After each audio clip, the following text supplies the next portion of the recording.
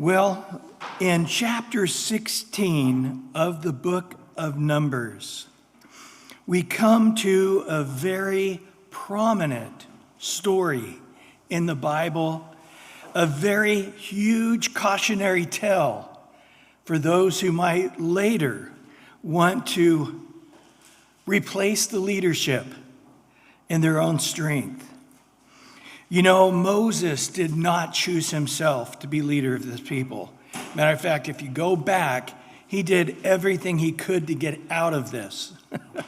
And more than once, he tried to get somebody else to lead this thing. End up with his brother half leading, and then later he got 70 guys to stand with him to help lead this thing. It is a beautiful thing when God raises up a man. We love that story where David was raised up. And the Bible tells us God can bring one down. We see that with Saul. And God will raise another one up like he did, little David, little shepherd boy. Didn't look anything like a king. And it's a beautiful thing when God raises them up. You know, whether it was the apostles were chosen or the apostle Paul and Timothy. But when somebody is trying to promote themselves, and they want the lead, they want to take control, it is a very ugly thing, especially in the church. I think of that passage in James chapter 3 and wonder if he's thinking about this story out of number 16. But there, James in 3:13 said, "Who is wise and understanding among you?" He doesn't say, "Tell me a riddle that will stump me." He says, "Let him show it by his good conduct, that his works are done in the meekness of wisdom." The opposite, you see, of self-promotion, pushing yourself forward, trying to step on somebody to get to the next rung. And he makes it clear in verse 14 to 16 of James 3, "But if you have bitter envy," and here it is, "self-seeking in your hearts, do not boast and lie against the truth. Call it for what it is. This wisdom does not descend from above, but is earthly at best, sensual, most likely, of the senses, in other words, and demonic, probably most terribly true. And where envy and self-seeking exist, confusion and every evil thing are there." But on the other side of the coin, verse 17 and 18 of James 3, "But the wisdom that is from above is first pure, then peaceable, gentle," here's the three most important words, "willing to yield, full of mercy and good fruits, without partiality, without hypocrisy. And the fruit of righteousness is sown in peace by those who make peace." And so we are going to see that things are once again in upheaval. But this time it's instigated by the top leaders of Israel. So we come to chapter 16, and it says, "Now Korah, the son of Ishkar, the son of Kohath, the son of Levi," in other words, he's telling you that's Moses and Aaron's cousins and uncles, or nephews. So Aaron and Moses were also from Levi, but they were cousins and not of the same. But Moses and Aaron and Miriam came through a different son of Levi. But also Dathan, Abiram, the sons of Eliab, and On, that's not the word on, this is the word On, he's a guy's name, and the son of Peleth, and notice the sons of Reuben, and they took men. They had a meeting without Moses and Aaron, most likely, and said, "Hey, are you guys happy the way the leadership is here?" "No, we are not. Let's talk about it." And they came out of the meeting saying, "We need some new blood running this thing, and I'll do it." Korah and these guys said, we'll lead this thing. We got to first, though, get rid of Aaron and Moses. So they rose up before Moses. Jesus said it best in Luke 4:24. He said, "Assuredly I say to you, no prophet is accepted in his own country." And then it adds another into his own relatives. So there's just something about it. When you were 5 years old and pee your pants, when you're older and President of the United States, they still just can't, they can't forget that. And so Moses, even though he was this great man of God, they had no renown for him whatsoever. So they rose up against Moses with some of the children of Israel, 250, notice this, leaders.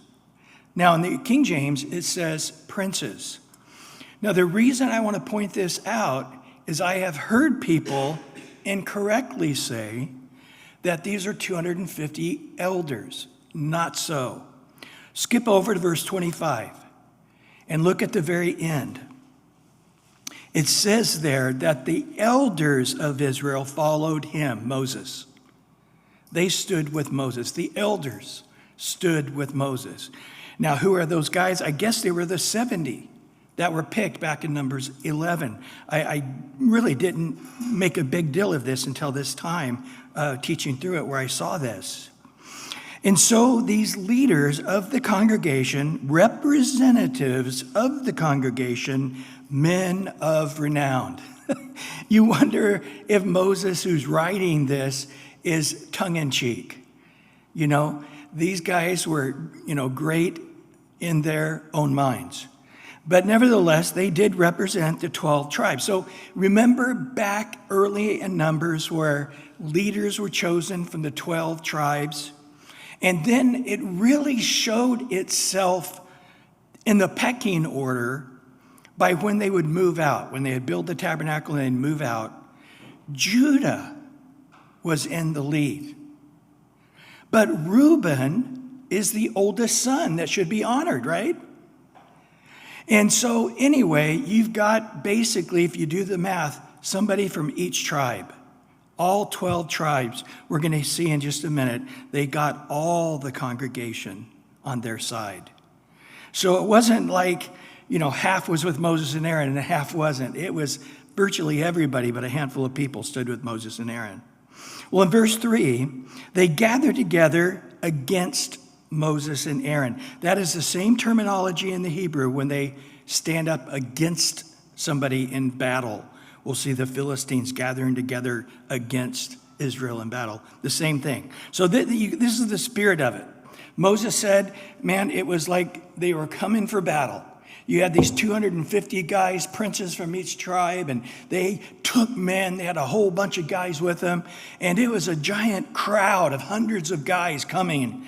And with their huge unanimous number, you see, it would be overwhelming to Moses and Aaron. And they said to them, you take too much upon yourself, number one. And for all the congregation is holy. Every one of them. Have they been reading the same thing we've been reading here? Were these guys alive at the same time? You can just tell they're really self-deceived. Every one of them is holy. And the Lord is among them. So why then do you exalt yourself, above the assembly of the Lord? Now let me tell you, first of all, for somebody to say such rude, critical, fault-finding things. Now let me explain to you that no leader is perfect. Moses has not been perfect. We've seen Moses have some serious meltdowns, and we're going to see again in this chapter when he gets all angry and hits the rock and he himself can't go. He gets punished by God, not going to the promised land. But I will say that these leaders are to be at a different, I don't want to say level, but there's just a greater expectation in the leaders. And you see that. And predominantly that they were chosen by God, that they didn't get the votes or manipulate the system or, I grew up in a church, a denominational church, I almost said the name, but it was funny because, they had 150 people that came on Sundays, but people that were actually members of the church in this small town that I grew up in were hundreds. And when they wanted to get the pastor out, all of a sudden they would vote, and they'd have 500 people who were members who never came to church, but they were still on the roster as members, vote the guy out. And it was very carnal, and it really put a bad name on God all the way. And so again here, it's just very clear that God is the one who raised these guys up, but yet in their deluded minds, they do not believe that. I think of Hebrews chapter 5, verse 4, where it says, "No man takes this honor to himself, but he who is called by God." Example, this very situation, just as Aaron was. Aaron didn't say, hey, if there's nobody else to fill the high priest role, you can throw my name around. No, he was chosen by God. Now, was Aaron really superior to everybody? Not by far. The guy was a rascal. We know that. He was the first one to say, give me your gold, I'll make a golden calf. And so I've got a really strong feeling that his sons were equally men of not great character. And I think this is what bred this. The Kohathites. Remember who the Kohathites were? When the Levites were broken into numbers, you had those that were from the house of Moses, Aaron, and Miriam. Those kids of Aaron would only be high priest. But then the next three groups, the three groups you had, was the Kohathites, the Gershonites, and the Merariites. And remember, the Kohathites are the ones who got to handle the most holy things. They carried the most holy things. They were, if you would, the elite group of priests among the priests, except for Aaron and his was 4 sons, now down to 2 sons, as we know from Leviticus 10. 2 of them didn't make it very far. They didn't make it past day number 1 at the tabernacle. And they're probably looking at these guys going, these guys are going to be our next high priest. They're bums. I'm not going to submit to that. And so Kohath is pushing himself through. And then maybe the Reubenites are going, yeah, those sons of Judah, they have nothing on us. We should be in our rightful place as son number 1. And when you have this critical and fault-finding spirit, all I can say is if you do have that critical fault-finding spirit towards anyone, especially in leadership, I would repent and do it quickly. Because we find in Hebrews chapter 12, verse 15, he says, looking carefully lest any fall short of the grace of God, lest any root of bitterness spring up, surprises you how bitter you are, and causes trouble. And then listen, by this many become defiled. The time we get to the end of this chapter, guys, thousands of people die because of that bitter, demonic, self-seeking, critical, fault-finding spirit sort of went on the entire congregation. So when Moses heard this in verse 4, he fell on his face. He's like, you guys don't understand what you're saying. You're basically saying, I've raised myself up. I'm the leader because I, by force, made myself the leader. And you are really speaking not against me, but against God, because God is the one who raised me up.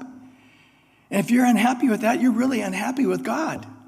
And he falls on his face in just horror of what's going on here and how much they're making themselves an enemy of God. But guess what? Verse 22, this time, it says here, Moses fell on his face. But the next time in verse 22 and verse 25, both of them, Aaron and Moses, both fall on their face. And then in chapter 20, verse 6, they fall on their face again. There's a lot of falling on the face here. You know, you get to heaven, you're going to know who Moses is right away. He's the guy that's got the skid marks on his face and a nose, a flat nose. But he spoke to Korah and all the company, saying, tomorrow morning the Lord will show who is his and who is holy, and will cause him to come near to him. That one whom he chose, he will cause to come near to him. Now we saw earlier that Moses was the meekest man, the most humble man on earth. And so I've been in this situation. And I've been stood by a number of pastors who have been in this situation. And let me tell you, when good men, your top men, say, I don't think you should be the pastor or be the leader, sometimes it's other positions that people come against them. Your heart isn't going, put up the dukes. We're going to fight it out. Let's do a cage match, and whoever stands is the... You actually say, you're probably right. I look at myself every day going, God, I can find 10 more holy people than I am in the church. Why aren't they the pastor? I think Moses thought, you know what? You guys are really amazing guys. Korah and Abraham and On and Abiam, maybe God is shuffling the deck here, and I'm just so distant from God myself that I haven't heard God, what he has said on this point. I don't think Moses was saying, oh, man, they're going to take my position away. I'm going to show them. It's funny, back in the early days of the Jesus movement, you always had guys coming around. And I got phone calls several times from guys going, this guy showed up, I never saw him. And he said God told him he's supposed to be the pastor. And then that happened to me 2 or 3 times. And when they talk to me saying, hey, I think I'm supposed to be the pastor, I always say, don't tempt me. You can beat it tomorrow. I'm not here at this point. I've been beat up so much. I'd be happy to not be the pastor. But I think Moses was in that place. But he's like, I don't know. This is a time that God can search my heart and show me if there's wicked ways in me, that I am creating this void, this vacuum of lack of leadership or lack of guidance that these guys are feeling like they need somebody that's a better leader. Maybe they're right. Maybe they do need a better leader. And so Moses said, let's spend the night. Let's sleep on this. So Moses didn't say, hey, we got to decide this right now, secret ballot. Let's pass the hat, and everybody take a vote. He's like, let's sleep on it. And in some cases, I think it was giving these guys, honestly, an opportunity to backstep. I hope there was a few of those guys that were going, now that we've actually had a conversation with Moses and Aaron and it's going this way, I didn't see that happening, I feel like I'm on thin ice. I'm going to back up here. And so they had the next morning. And so they sleep on it. And then the next morning, Moses says, do this. Take censers, Korah, in all your company. Now, aren't only priests to take the censers? Yes. But he says, all you guys, everybody get a censer. Again, the censer is the little, almost looks like a little genie type of thing. They put incense in, and it smelled in the tabernacle area and inside the tabernacle. But here it's take these censers, go ahead, everybody get one. And let's go before the Lord tomorrow. And it shall be that the man whom the Lord chooses is Holy One. You take too much upon yourselves, sons of Levi. So now he's staring down Korah and those of the Kohathites. Maybe some of the other priests too, of the Gershonites and the Merarites, I don't know. But he said, I think you guys have taken too much. You're accusing me of taking too much on myself. I think you're the ones that are overstepping your authority. And in verse 8, so Moses said to Korah, hear now, you sons of Levi, is it a small thing, you, that God of Israel has separated you from the congregation of Israel, to bring you near to himself, to do the work of the tabernacle of the Lord, to stand before the congregation and to serve them, and that he has brought you near to himself, you and all your brethren and the sons of Levi with you? And are you seeking the priesthood also? Yes, they are. So he's saying, look at your position. You guys are the elite of the priesthood. You guys get to go in and touch the holy things. Only you guys can touch those holy things and move them and set them up. And you stand, all three of you groups, all the priests stand before the people and doing the sacrifices and as the spiritual leadership there in that tabernacle area. And it's not enough now. You don't want that. There's one step above you, and that's the high priesthood. And you want that. You guys remember anybody else having that thought? In heaven? Lucifer? I should be lifted up. I should be as the Most High God. Even though he was the elite angel in heaven, Lucifer. He was the lead angel, the beauty beyond any. But yet, he wasn't satisfied being the top angel in heaven. He wanted God's job. Well, in verse 11, therefore you and all your company are gathered together, and here it is, against the Lord. It sure is. And what is Aaron that you complain against him? So if you think about it, all their complaints to this point were about Moses. And they're like, how did Aaron get thrown into this? Everything you've said is on me, taking too much on myself. And it's simple. It's a simple equation. It's called guilt by association, okay? You're guilty because you're his brother. That's it. That's why, the Hatfields and the McCoys, right? I'm going to kill you because you're a Hatfield, or kill you because you're So it's just guilty by association. So they really had nothing on Aaron. But in verse 12, Moses sent to call Dathan and Abiram. Remember, he's been talking to the Kohathites here, and the sons of Eliab, and they said, we will not come up. So these Reubenites are saying, you have no authority over me. We're going to show you respect by you telling us to come and not coming. Because you can't tell me at all what to do. You are not the boss of me. And he says in verse 13, is it a small thing that you have brought us up out of the land flowing with milk and honey? Do you see what they're calling Egypt? We had it the best one could have it. We just didn't realize it when we were in Egypt. So these guys are equally deceived. Satan is a deceiver. But I'll tell you what, I've seen deluded people that it seems that they don't really need the devil's help. They're sort of self-deceived. For example, the Progressive Party of the Democrats, these guys are insane. Girls can be boys and boys can be girls. And if a boy says he's a girl, that you should be able to go in the girls' bathroom and to run, compete in athletics against the girls because he's a real girl.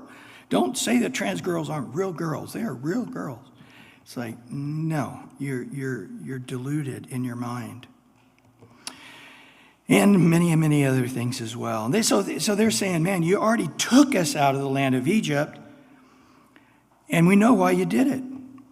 It's to kill us in the wilderness. Do you remember this? This is way back at the beginning. Their parents said this when they first came out of Egypt. They said, God brought us out here to kill us all. That was they're now repeating the old line that you should keep acting like a prince over us. Whoa. Moses, the humblest man on earth, was acting like a prince. You know what's ironic about this, guys, don't you? He was the prince of Egypt. The land flowing with milk and honey, Egypt. He was the prince there. But he went to try to deliver some Hebrews and killed one of the soldiers. And he knew that even if you're a prince, that's the death penalty. And he fled for his life. And for 40 years, he took care of another man's sheep until all such prince-type things in his brain were gone. He really was a prince, but he never acted like that when he came out of the desert at the age of 80. But in verse 14, moreover, you have not brought us up out of the land flowing with milk and honey, nor given us inheritance of fields and vineyards. Will you put out the eyes of these men? We will not come up. So the messenger is writing all this down or getting all this down. And he said, you've not got us into the promised land. Again, deluded thinking. They would have gone into the promised land. We just covered this in chapter 13 and 14. But they're the ones that got mad and wanted to kill Moses and Aaron and Joshua and Caleb for trying to get them to walk by faith and go into the promised land. And so now they're blaming the ability not going into the promised land on Moses when it was really their own fault. And they knew this. And then he says, you guys are a bunch of manipulators. You guys are a bunch of liars.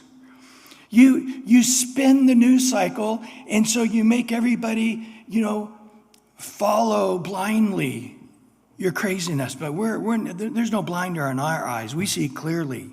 You're the one acting like a prince. You're the one that kept us from getting to the promised land. And then Moses was very angry. And he said to the Lord, do not respect their offerings. I have not taken one donkey from them, nor have I hurt one of them. So this was a real needling point for Moses. Now you say, oh boy, we're never supposed to be angry. There is an anger from the fleshliness of man. In other words, you cut me off on the freeway, and that was my spot, and you're disrespecting me. I'm going to zoom around you and slam on my brakes. Stupid stuff like that. That's a sin. James 1, verse 19 and 20 says, so then, my beloved brethren, let every man be swift to hear, slow to speak, and slow to wrath. For the wrath or the anger of man does not produce the righteousness of God. But on the other hand, there is a righteous anger. And in Ephesians 4, verse 26, he says, be angry, but do not sin. Do not let the sun go down in your wrath. So be angry. Matter of fact, I'll say this. There are points, if you are not angry, you're in sin. Okay? If you hear about some girl in the park getting raped and you're not angry about that, there's something wrong with you. You should be very angry about that. Now, don't sin. Don't take justice in your own hands. But we should be angry. And just to understand, there's this season in life that we need to get. We need to get in line with the seasons of life. I think of Ecclesiastes 3, those first 8 verses. To everything there is a season, a time for every purpose under heaven. A time to be born, but a time to die. A time to plant, time to pluck up what's planting. A time to kill, a time to heal, a time to break down, a time to build up, a time to weep, and a time to laugh. And look at here, a time to mourn. We're going to find out they were mourning when they should not have been mourning. And at a time to dance, and a time to cast away stones, a time to gather stones, a time to embrace, a time to refrain from embracing, a time to gain, a time to lose, a time to keep, a time to throw away, a time to tear, and a time to sow. So plowing up the field and then putting seed in the field. A time to keep silent and a time to speak. A time to love, a time to hate. There it is. And a time of war and a time of peace. Paul says, hey, if it's possible, and I'll just tell you right now, it's not. As much as depends on you, live peaceably with all men. So we're humans, and humans are like porcupines. The closer we get to each other, the deeper we poke each other. It's like, oh, I just want to hug. And we go to another porcupine and just like, ow, I need a hug, but I'm getting a poke. That's our human nature. So, but being human, do the best you can to live peaceably with all men. I love what Paul says in 2 Thessalonians 2:3-2. I had a guy, a pastor who taught me counseling, and this is one of the verses he shared more than one time with me. And that we may be delivered from unreasonable men. Of course, it says unreasonable and wicked men, but it's just a lot of times you find, Abraham Lincoln said, you can please some people some of the time, but you can't what? You can't please all the people all the time. It's just true. But as far as that taking from them, acting like a prince and taking their wealth, Moses makes it clear, just like Paul, In Acts 20, verse 33 and 34, I have coveted no man's silver or gold or apparel. Yes, you yourself know that these hands have provided for my necessities, and on top of that, those who were with me. So when Paul was in a city, he didn't know if he was going to be there a week or 3 years. And so the Lord had showed him it was his practice to never take finances, so people couldn't say, oh, he hung out there because they had a lot of money, but once he drained them, he moved on to the next city. So God showed Paul to never take money. And the same thing here. Moses is like, no, I don't. It's funny because we saw back with Abraham, remember? After he went to Egypt, he came out with much gold. And let me tell you one thing. If you're a Bedouin, if you're a person who's in a tent and you move along in a tent, you know something you don't want a lot of? Gold. It's heavy. You don't do anything with it. You're just lugging this, got a couple of guys going, got this giant box of gold, and what do we do with it? Oh, we set it down. That's about it. And of course, with Abraham, he never did use it. He literally, for decades, hauled that gold and silver around and never used it for anything, never bought anything with it.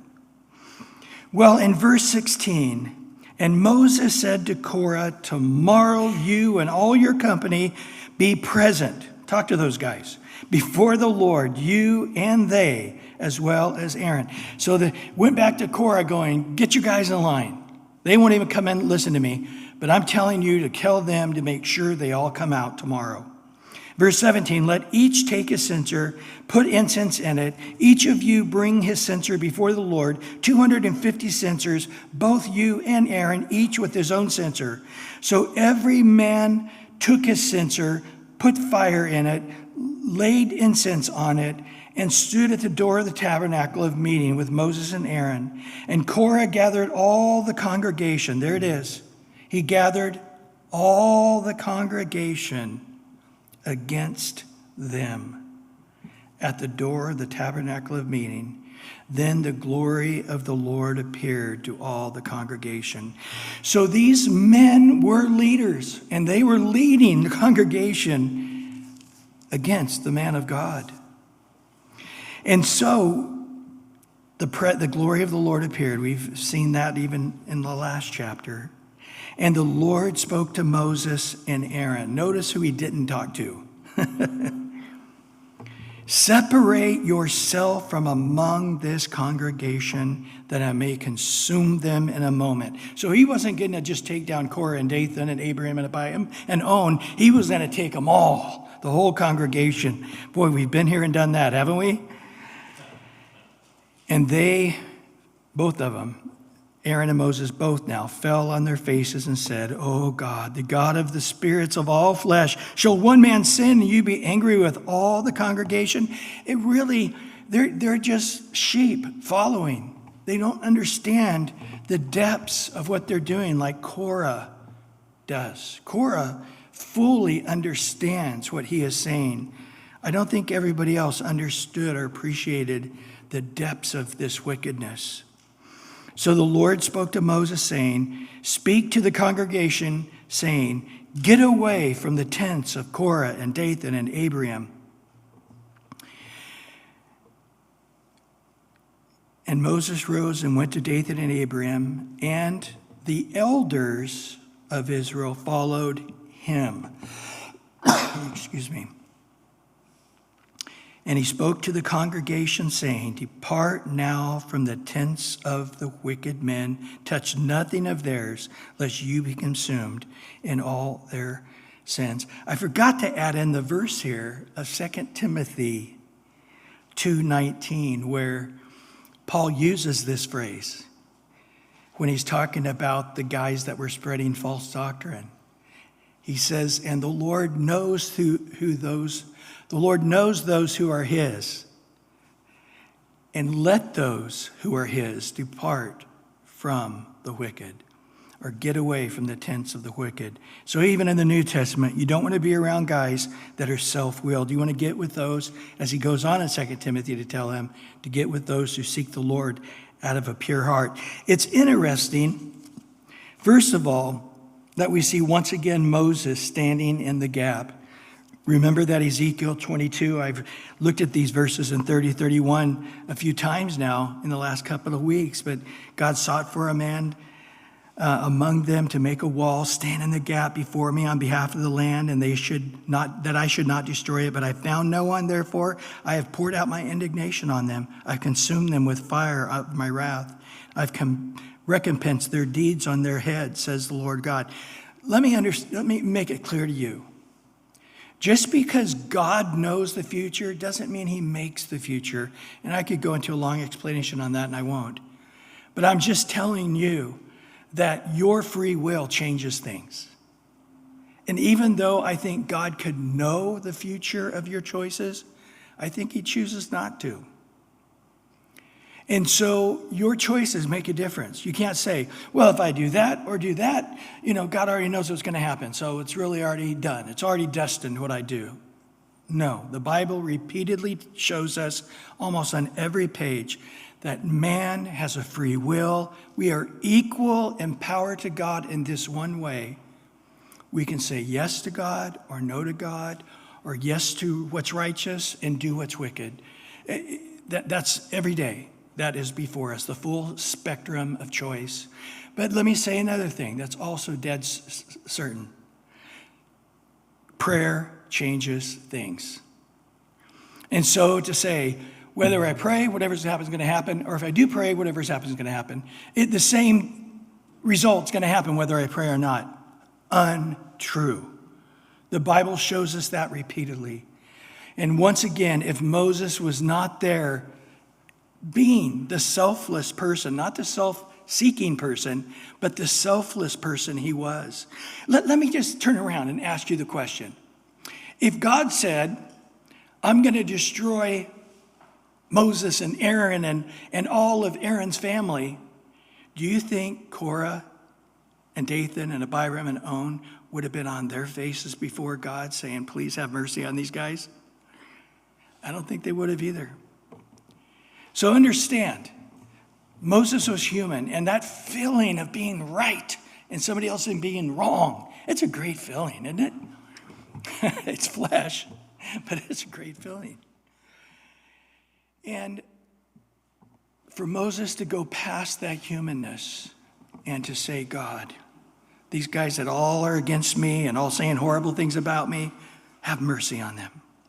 It's a great deal. Interesting, Sunday morning, we talked about this in the companion verses in Titus. Titus chapter 3, we just looked at this in verse 10 and 11 last Sunday. Reject a divisive man after the first and second admonition. So again, you don't get rid of him right away. You give him several warnings, knowing that such a person is warped, sinning, self-condemned. Also in Romans 16, 17, and 18, now I urge you, brethren, note those who cause divisions and offenses, contrary to the doctrine which you have learned, and avoid them. For those who are such do not serve our Lord Jesus Christ, but their own belly, and by smooth words and flattering speech deceive the hearts of the simple. All the people are holy. Why are you making yourself special holy? And all the people are equally as holy. And why are you making it sound like God's with you? God's with all of us. And, they're flattering the people and then telling Moses he needs to step aside so they can take leadership. And they manipulated the entire congregation. And so Moses, by the Lord, warns them, get away from those tents of those wicked men. Touch nothing of theirs, lest you be consumed in all their sin. Verse 27 now. So they got away from around the tents of Korah, Dathan, Abiram. And Dathan and Abiram came out and stood at the door of their tent. So they never did come out to the tabernacle, but they heard something, the glory of the Lord, commotion, something's going on. They stepped out of their own tents with their wives and their sons and their little children. The whole family came out of the tent. And Moses said, by this you shall know that the Lord has sent me to do all these works, for I have not done them of my own will. If these men die natural like all men, or if they are visited by a common fate of all men, then the Lord has not sent me. But if the Lord creates a new thing," let me tell you, this word in Hebrew, new thing, it's the only time it's used here. It literally is sort of a description of a monster. And this monster is the earth. And so if the Lord creates a new thing and the earth is like a monster, it opens up its mouth and it swallows them up with all that belongs to them. Everybody and all their belonging, their tent, there's just this giant suction and they're gone. So if the earth swallows them up, that belongs to them, that they go down alive, where? Into the pit, Sheol. You will understand that these men have rejected the Lord.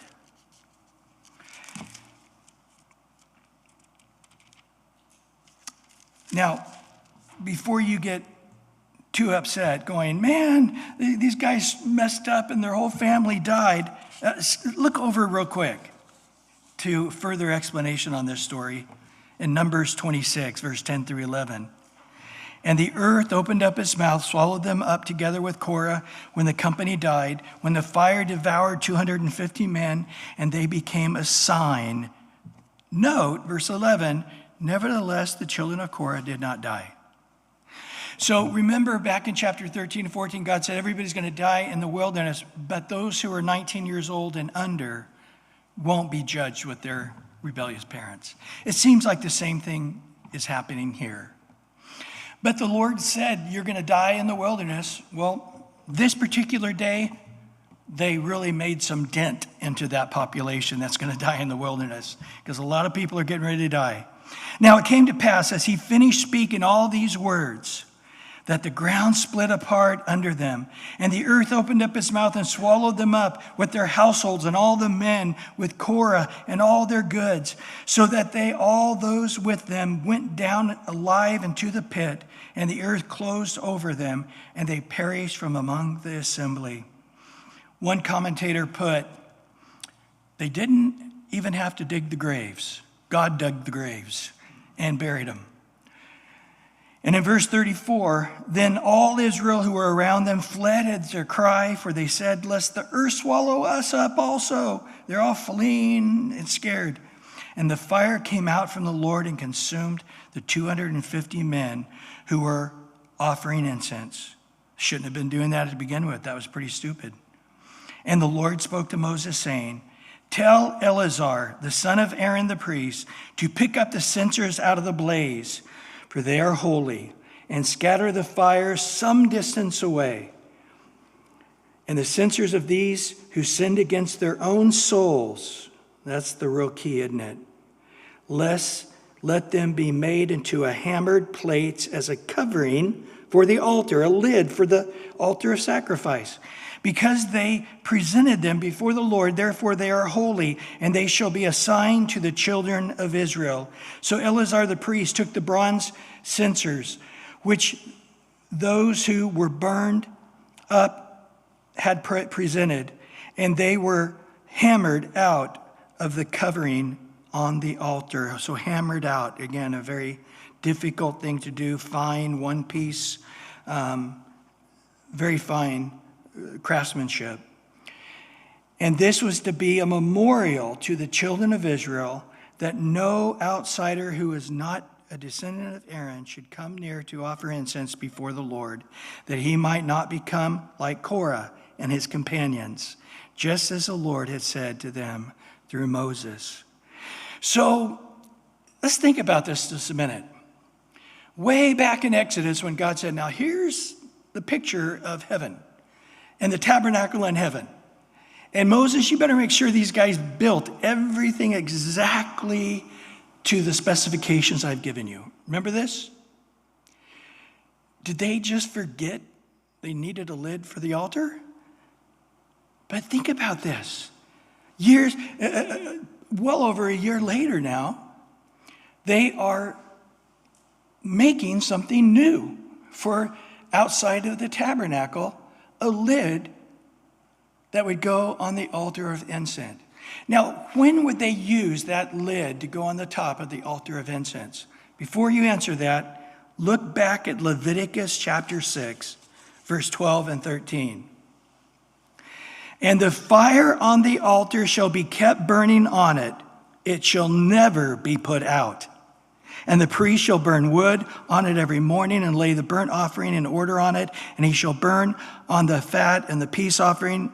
Again, in verse 13, a fire shall always be burning on the altar. It shall never go out. So the answer is they never built the lid because they don't need a lid, because it'll never be used. So when they come to the tabernacle to give their sacrifices, and they're going, okay, I understand the wash laver, I understand the burnt sacrifice, I understand. What is that thing there for? Well, that's the lid. But you would never use the lid because the fire always has to be burning. Yeah, it really is not used. It's a memorial. It's a sign for me to tell you about the story of Korah. That cautionary tale that says, you better respect those who God put in leadership. I won't read Romans 13 right now, but you guys know that passage well, about how God says all authority. God has either allowed them to be there or has personally put them there. And that goes to, the wicked men like Herod who tried to kill the Lord, and Caesar, who was a wicked guy who hated Christians later on, but yet he's the one who created a tax that made Joseph and Mary come from Nazareth all the way to Bethlehem where the Messiah would be born. God, it says in Proverbs that God takes the heart of the king and turns it like a river, whichever way he desires. God is in charge. It may not always look like it, but God does not allow one little piece of sand move without his knowledge. And so, again here, this would be a sign, not useful, because Korah wasn't useful. It's sort of in the way, like Korah and these guys were in the way. It's a useless bronze, the metal of judgment thing that really is just there to never forget the story. Well, in verse 41, on the next day, all the congregation of the children of Israel, complained against Moses and Aaron, saying, you have killed the people of the Lord. So they get, Moses and Aaron get up the next morning going, whew, you should have turned the final chapter to that story, and they get up the next morning and the whole congregation is replacing Korah and all the leaders with that bad spirit. Remember Hebrews 12? Lest that spirit defile many. And it comes back to Ecclesiastes 3 too. There's a time to mourn, and then there's a time not to mourn. Remember when Aaron's two sons were punished by God in Leviticus 10 because they offered incense that God did not require, and they were just burned to a crisp right there in front? What did God tell Aaron? Do you remember? Don't mourn. Do not mourn. Because this is the just wrath of God. And again here, they're calling these men the people of the Lord. Korah, man, he was taught just great Bible studies. And I'll tell you what, Dathan, man, he was such a man of God. His whole family knows about it. And all 250 of these guys, they were great leaders of every one of their tribes, every one of them a mighty man of God. And you, Moses, killed them. Boy, they didn't get the story right at all, did they? Did Moses kill anybody? Of course not. So in verse 42, now it happened when the congregation gathered, notice, against Moses and Aaron, the same battle arrangement, like going out to a battle. They turned towards the tabernacle of meeting, and suddenly The cloud covered it, and the glory of the Lord appeared. Usually that's a good thing, but not with these guys. Every time the glory of the Lord appears, it's going to be judgment for these guys. And Moses and Aaron, verse 43, came before the tabernacle meeting, and the Lord spoke to Moses, saying, "Get away among the congregation, that I may consume them in a moment." And they fell on their faces. So Moses said to Aaron, "Take a censer, put fire in it from the altar, put incense on it, and take it quickly to the congregation and make atonement for them. For wrath has gone out from the Lord, and plague has begun." And Aaron took it as Moses commanded, and he ran into the midst of the assembly. Let's not forget the fact that Aaron was 80 Moses was 80 when he started this. That puts him, about 82, 83 or so, maybe longer. We don't know the chronology. And Aaron was as old as his brother. So you've got some 80-plus-year-old guy running fast as he can run, thinking in his mind he's sprinting when he probably looks like an old man running. But he runs into the assembly, and already the plague had begun among the people. So he put in the incense and made atonement for the people. And he stood between the dead and the living.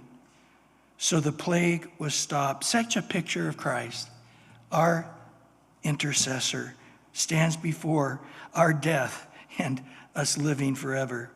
And in verse 49, now those who died in the plague were, take a look, 14,700, besides those who had died with Korah in that incident, which was hundreds. We don't know how many exactly.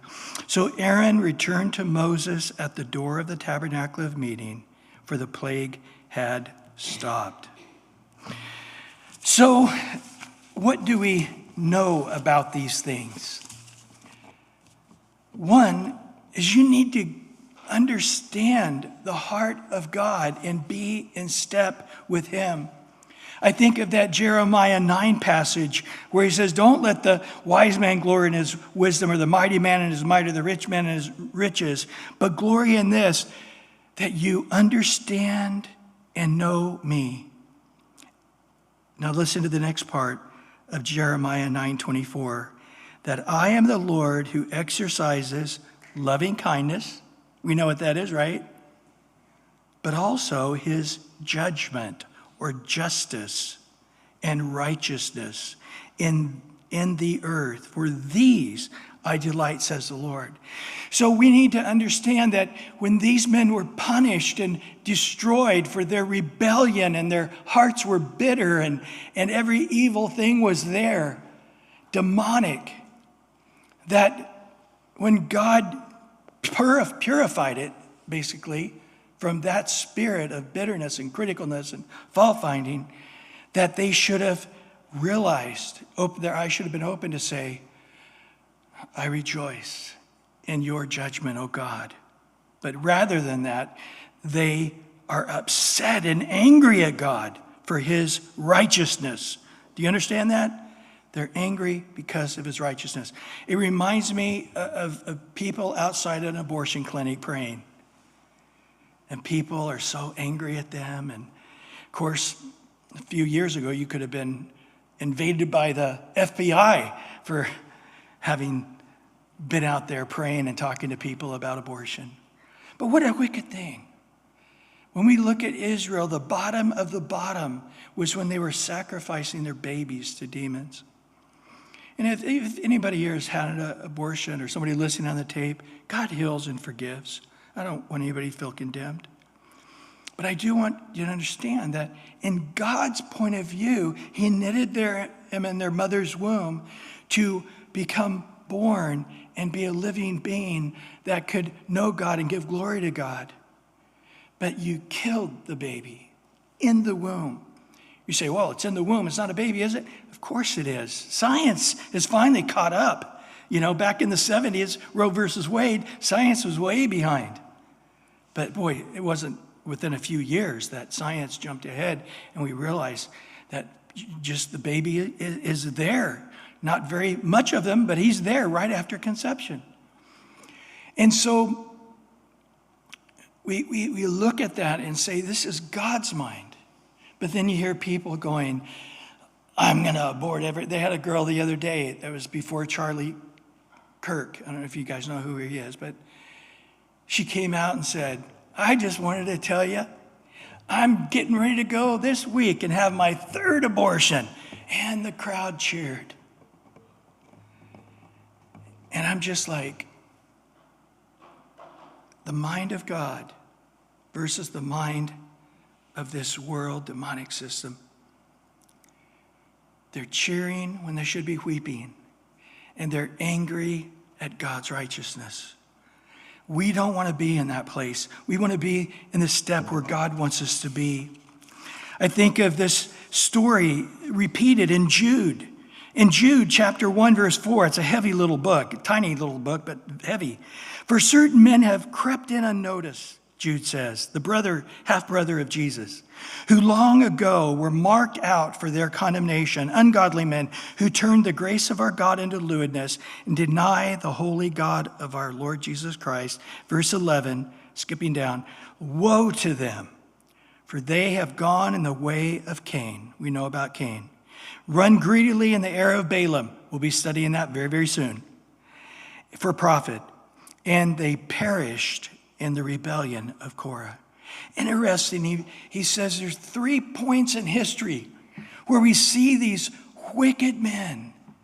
We see it when Cain killed his brother Abel because Abel had a sacrifice that pleased the Lord, and Cain was unwilling to submit and do things God's way and have a sacrifice that was acceptable before the Lord, so he just killed righteous Abel. And then he points out the story of Balaam and how he knew, God said to him, this is my people, I want them only blessed.